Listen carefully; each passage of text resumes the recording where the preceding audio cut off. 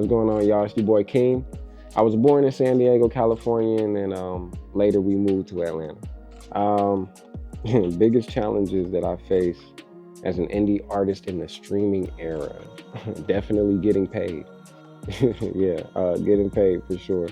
But I mean, the streaming era as a whole still does provide benefits and opportunities coming with like things like exposure. Uh, if you know what you're doing, you can finesse the algorithm. So, there are ways around it, but that don't take away from the fact that getting paid is definitely the biggest challenge for sure. It's horrible. It's horrible to say the least. Like a, a fraction of a fraction of a penny is what we're getting, right? Like I think, uh, to my knowledge, it took like 1,250 streams um, to count for like one album sale. That's horrible. Like if I get 1 million streams on some of these platforms, I'm only getting a little over $1,000. Especially for the people who are spending thousands just to make these bodies of work to make these songs. Like studio time is not cheap. Marketing budgets aren't cheap. None of this stuff is cheap.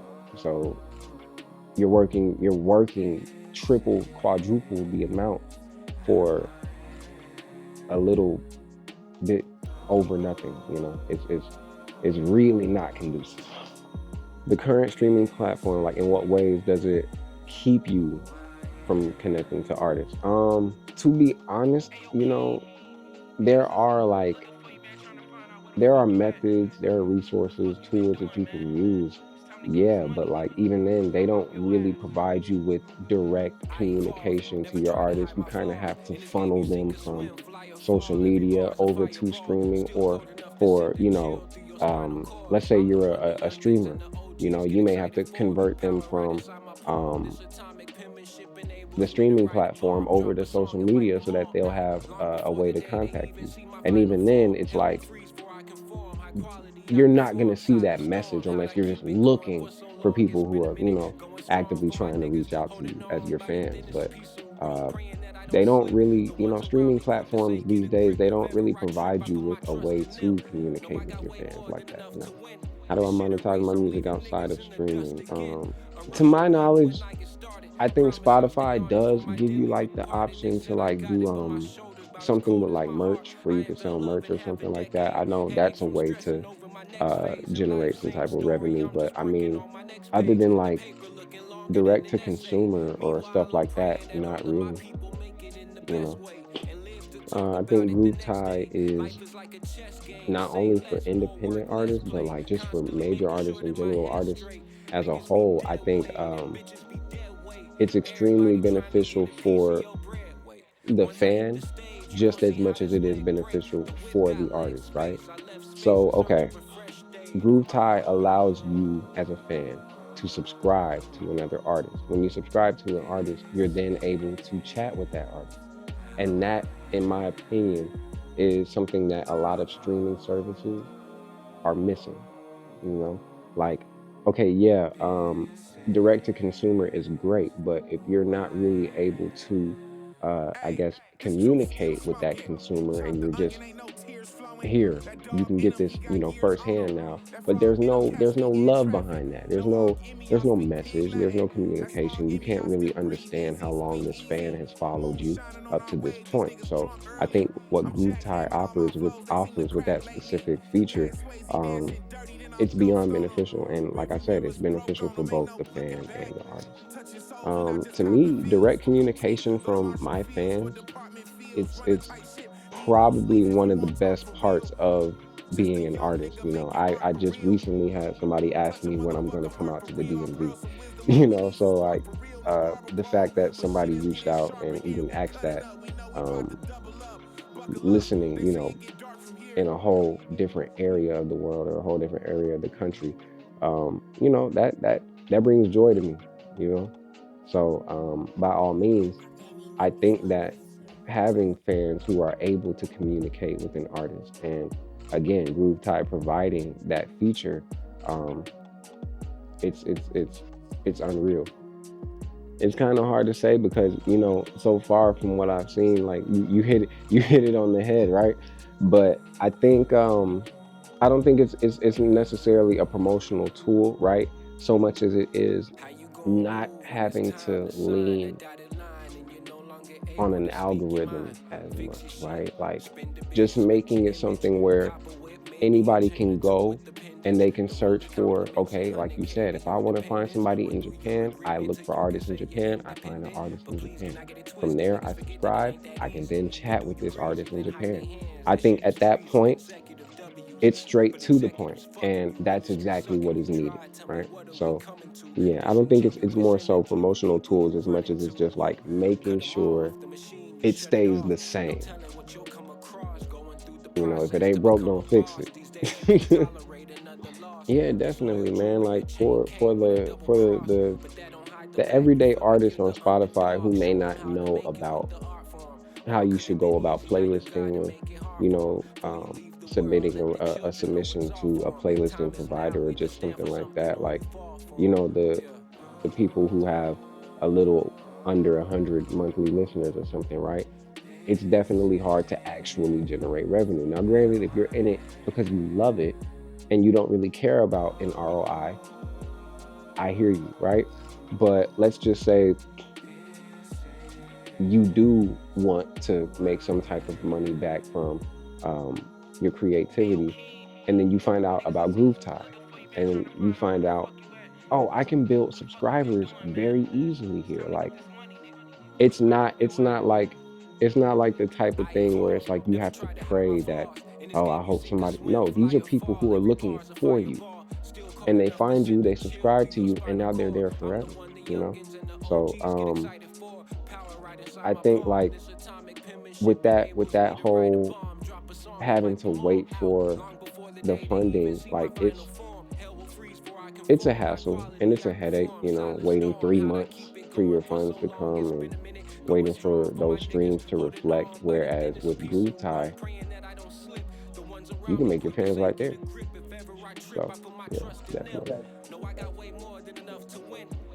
Give them more content. That's really what it is because I don't think people understand just how expensive creating is, right? I don't care if you're creating music, if you're creating cinema, it's all costly, very, this is expensive. So by all means, I understand. And when I think about all of the resources, all of the tools that GrooveTie does have to offer, it gets me excited. It makes me want to use it right away. you know. So yeah, for sure. It's very important. Community is very important. Building things from the ground up and having that solid foundation is what I was taught is priority, before anything, because those are your those are your people who are in reach, right? And if the people who are in reach can't really say that you've done what you needed to do as an artist and you didn't really put any work in and they ain't really see you outside running the circuit, um, that's not really that's not going to work out in your favor when you try to take over the world. Like when the world finally sees you and they look back at your hometown is supposed to be like, yeah, he was official, like he was out there, he paid his dues. If you're not outside, then they can't really say that. So that's what I think is the importance in finding a solid foundation. And sometimes it may not be your hometown. Sometimes it may be a state, 2 states away that really rocks with you. But all in all, so long as you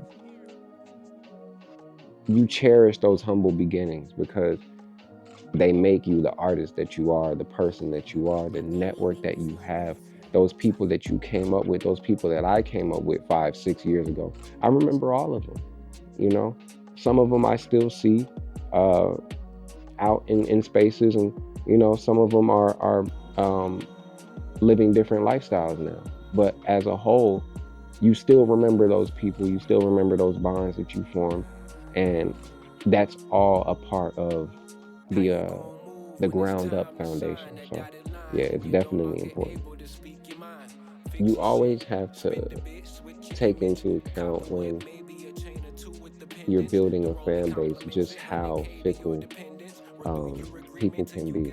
You know, we all know how people are, you know, in the everyday life. Like just like fan base aside, like people can flip flop in the blink of an eye, right? It can happen like that. So you really you really have to take into consideration how intentional you are with what you're building and with who you're building it for, right?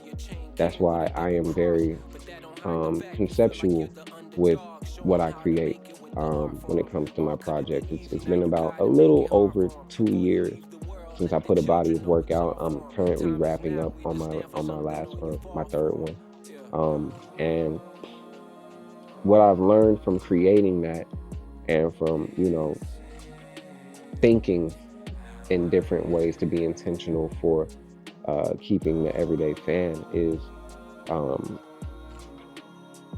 being as being as relatable as possible, right?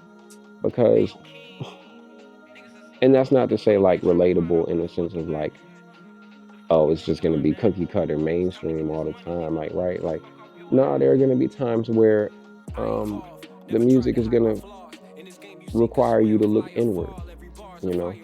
But even then, I'm going to make sure that you feel it.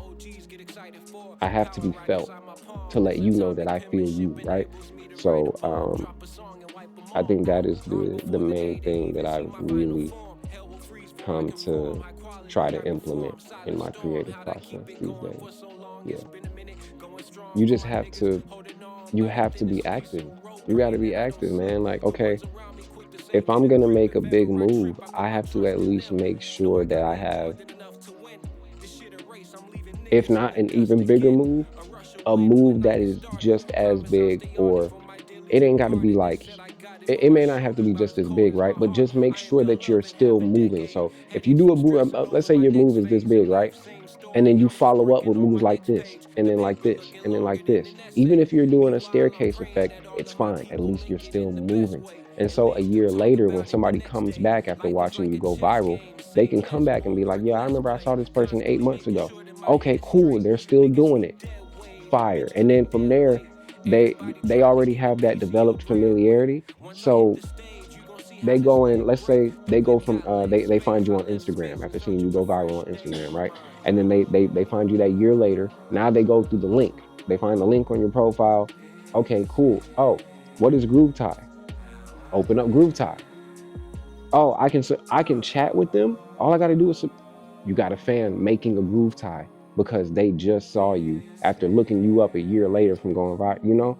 So I think it all ties into it's a full circle type thing. And it all ties in for sure. You just have to be active. You have to make sure that you make that big move count. Yeah. Yeah. Yes, sir. Yes, sir.